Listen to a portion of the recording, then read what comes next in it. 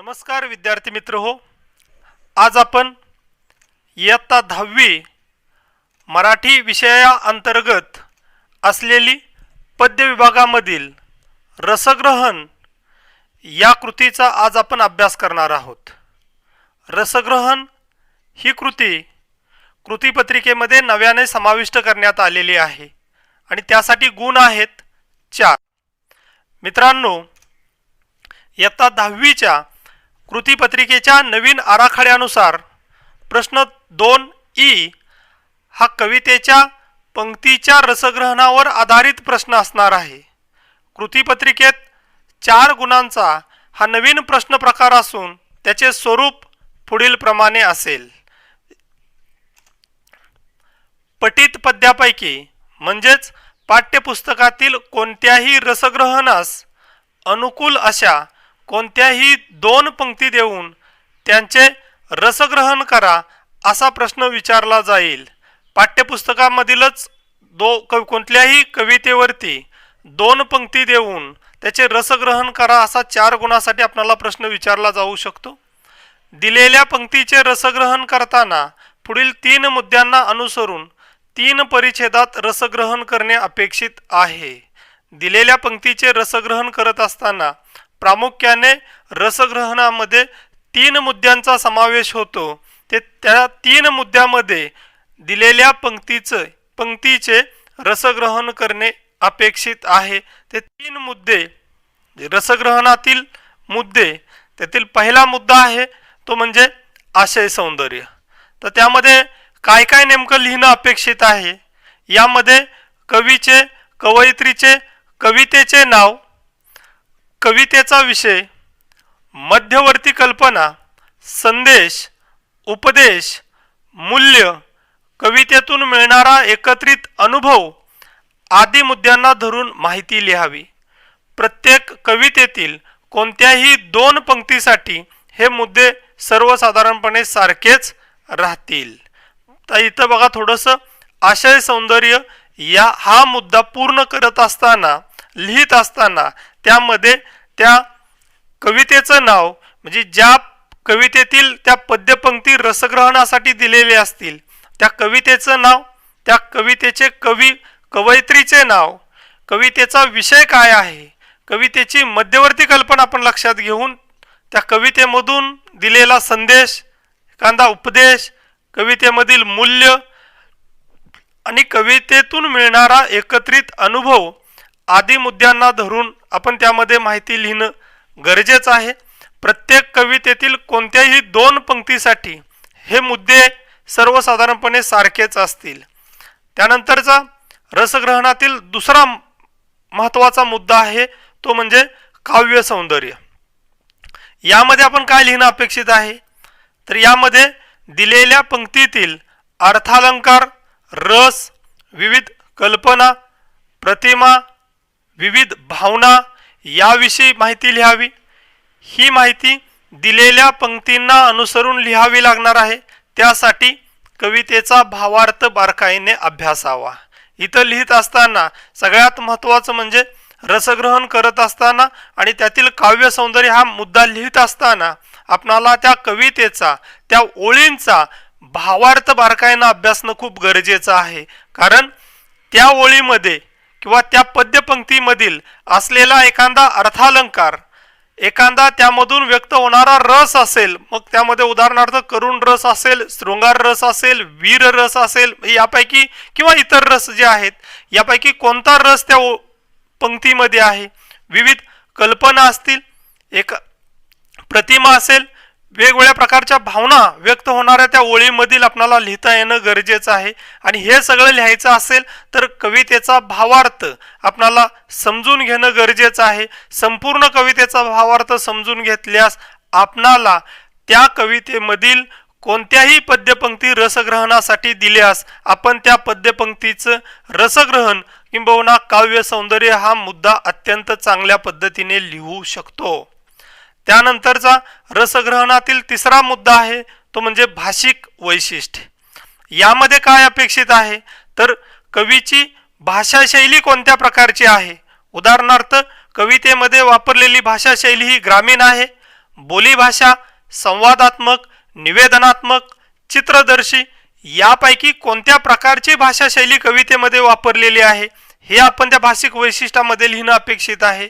त्याचबरोबर आंतरिक लय, नादमाधुर्य, अलंकार आदी मुद्द्यांना धरून माहिती लिहिता यावी. हे मुद्देही प्रत्येक कवितेसाठी साधारणपणे सारखेच असतील.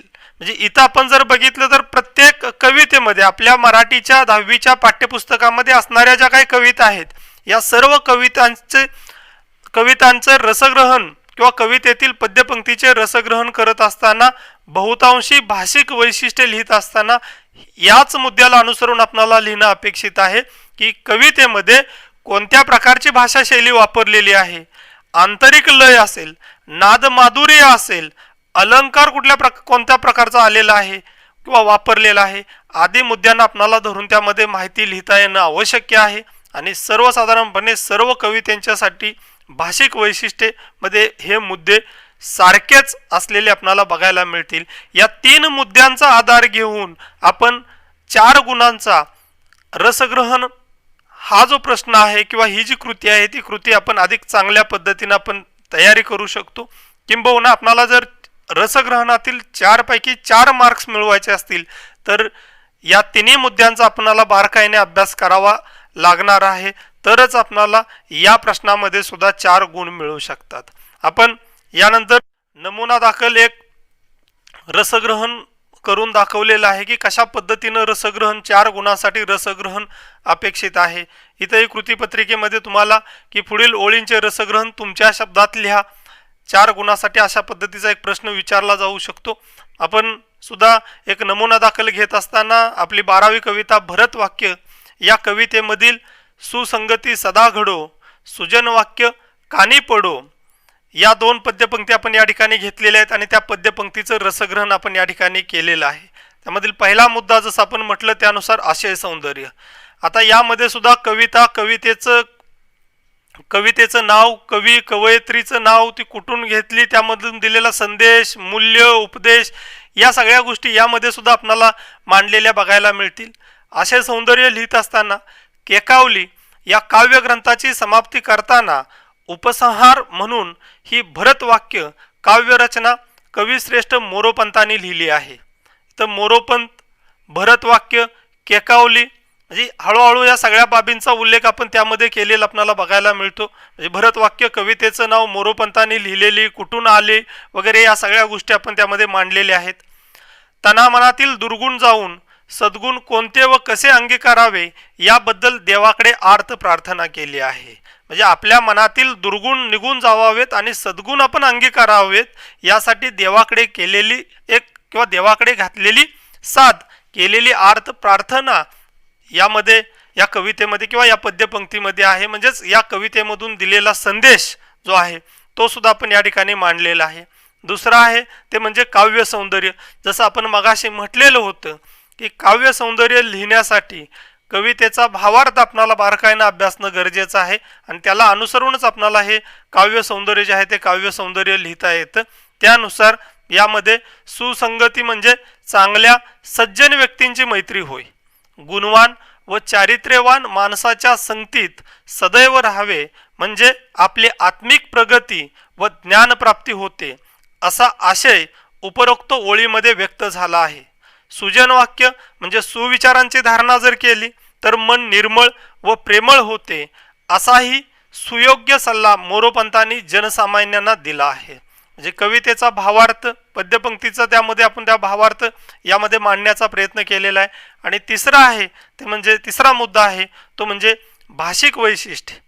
प्रस्तुत ओळीमध्ये सामान्य माणसांना परमार्थाची आवड लागावी म्हणून 2 वर्तन नियम सांगितले आहेत. साधकाने चारित्र्य संपन्न होण्यासाठी उपदेश केला आहे.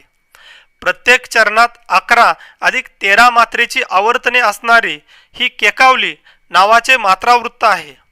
त्यातील भाषा साधी, सोपी व आवाहक असल्यामुळे हृदयाला थेट भिडणारी आहे. घडो, जडो या यमक प्रधान क्रियापदामुळे कवितेला सुंदर लय व नाद आला आहे. इथं सुद्धा भाषिक वैशिष्ट्ये सांगत असताना बहुतांशी सर्व बाबींचा विचार करून भाषिक वैशिष्ट्य सुद्धा या ठिकाणी मांडलेली आहेत.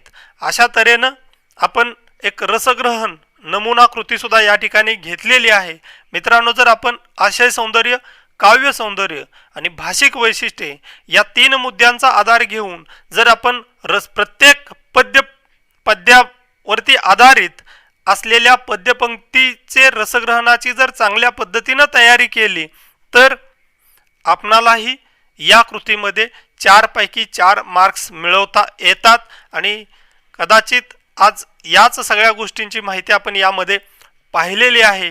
4 मार्क मिळवण्यासाठी आपण कशा पद्धतीनं तयारी करावी हे आज आपण या ठिकाणी सांगितलेलं आहे.